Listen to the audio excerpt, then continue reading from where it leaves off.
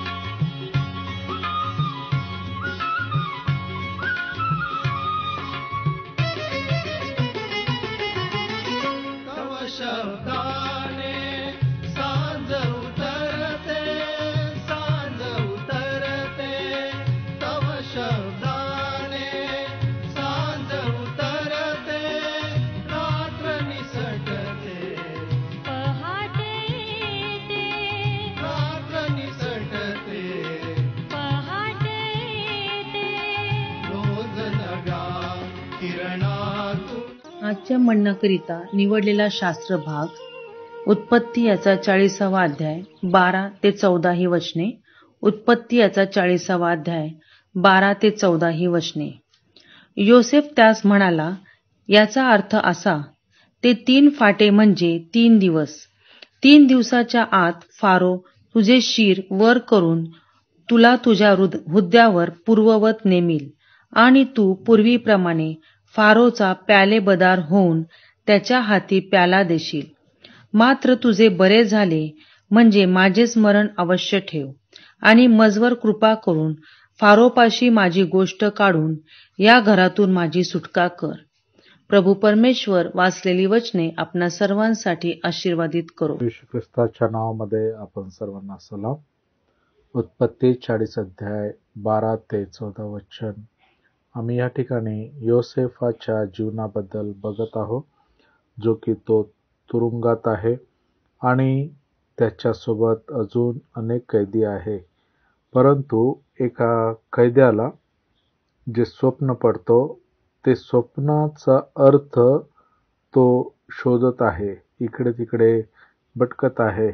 आणि असं असताना त्याला योसेफ भेटल्यावर त्याला त्या स्वप्नाचा अर्थ सांगत आहे.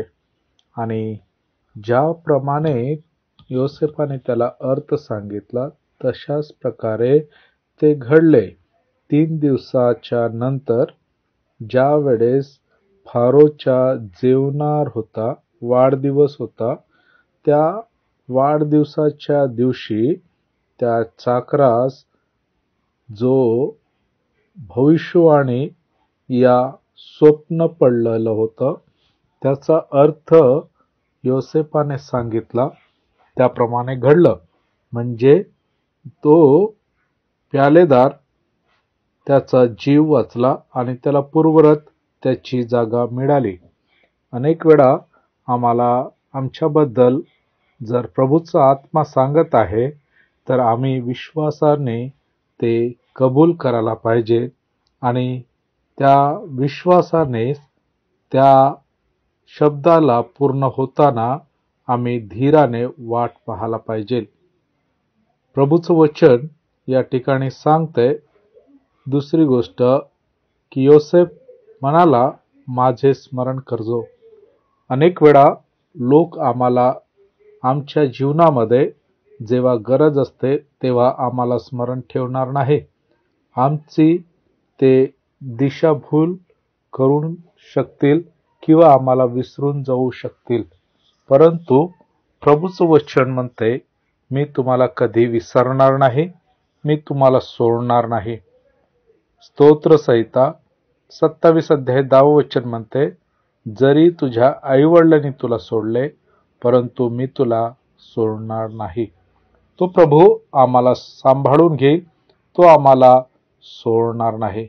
योसेफाला त्या प्यालेदाराने आणि इतर कैद्यांनी कदाचित सोडले असेल, परंतु विसरून गेले असेल, परंतु देव त्याला विसरलेला नाही आणि त्याच्या जीवनामध्ये त्याला परमेश्वराने ज्या समयाची वेळ आणि घटका त्याच्यासाठी नेमलेली होती त्या वेळेस त्याला प्रधान जागेवर बसवण्यात आले.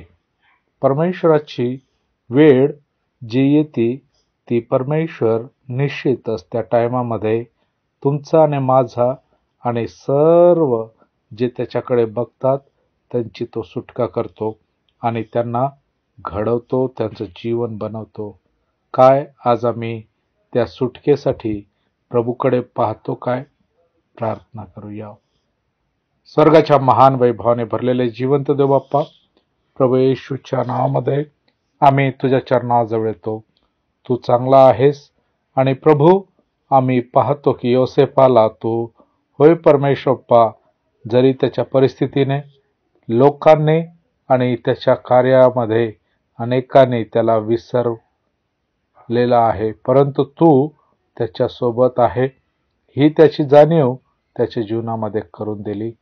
आज पण प्रत्येक भावाला बहिणीला तू स्मरण करतोस आणि त्यांच्यावर तू प्रेम करतोस, त्यांना जवळ करतोस आणि आशीर्वादित करतो. प्रभू होऊ दे की जो कोणी वचन ऐकत आहे त्याच्या जीवनामध्ये होय बाप्पा तुझं स्मरण असू दे, तुझा आशीर्वाद त्याच्यासाठी राखून ठेवलेला आहे याची जाणीव होऊ दे. प्रार्थना येशूच्या नावात मागतो म्हणून ऐक. आमेन.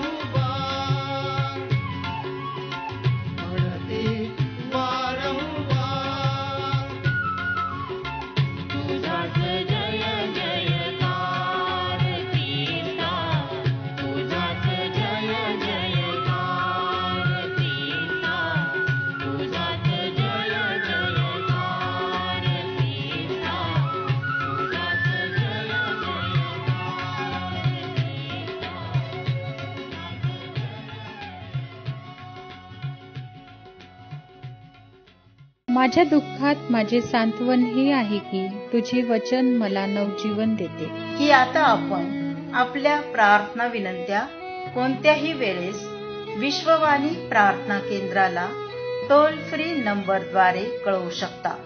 आमचा टोल फ्री नंबर 1-800-2700-333. आम्ही आपणासाठी या नंबरवर प्रार्थना करण्यास उपलब्ध आहोत. धन्यवाद.